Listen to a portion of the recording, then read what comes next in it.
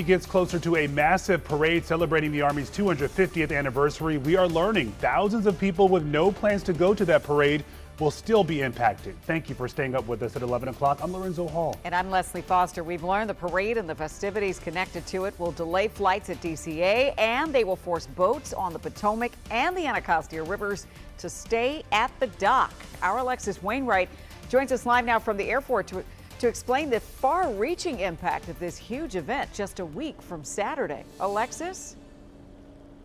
Yeah, that's exactly right, Leslie and Lorenzo. Passengers coming in and out of Reagan National Airport will have to be patient during that time period of the parade. Now, the Washington Metropolitan Airport Authority confirms that this airport will indeed still be open during that time period, but it's unclear how many flights will be directly impacted. Another thing we have learned tonight, though, is the airport isn't the only place that's being affected.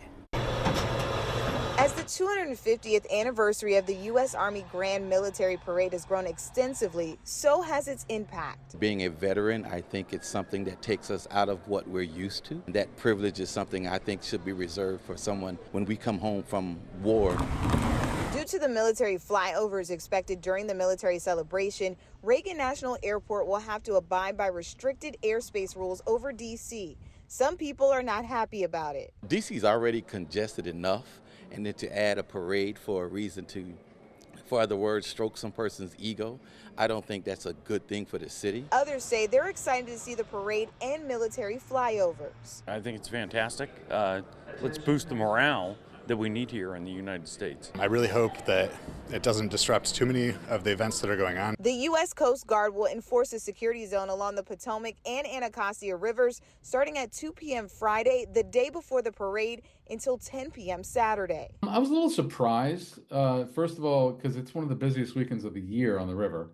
It's Father's Day weekend. Captain Tim Blanchard owns Fish the Potomac fishing charters, and he says he typically is in this area where there will be a security zone. Growing up in D.C. as a Washingtonian, I'm accustomed to street closures, things like that, just because of the nature of the nation's capital. But when it comes to the river, there's only one road, and once you close it, you're done. He says he's just one of the many small businesses that'll be affected by this. A lot of dads like to fish on Father's Day weekend.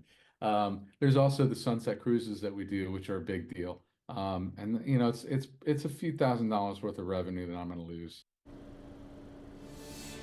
And Captain Blanchard says that another challenge in all of this is having to rebook all of those initial trips that were planned for next weekend. The problem with that is that they are fully booked for the entire season. But obviously, Leslie and Lorenzo, that's something they're going to have to work through. Reporting live tonight at Reagan National Airport, Alexis Wainwright, we'll send it back to you. Yeah, really, with only a week to do all of that rescheduling, too. All right.